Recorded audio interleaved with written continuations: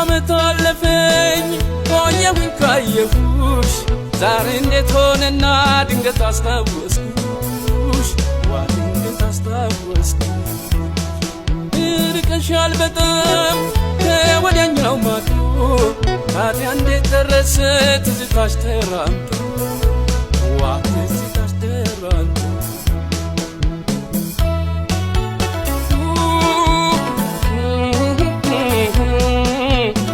አልጋ ላይ ተኝቼ ናፍቆቴ እንቅልፍ አልወስድ ቢለኝ ናፍቆቴ ጨለማውን ጥሰሽ ናፍቆቴ የመጣሽ ሲመስለኝ ናፍቆቴ ልቤ መደንገጡ ናፍቆቴ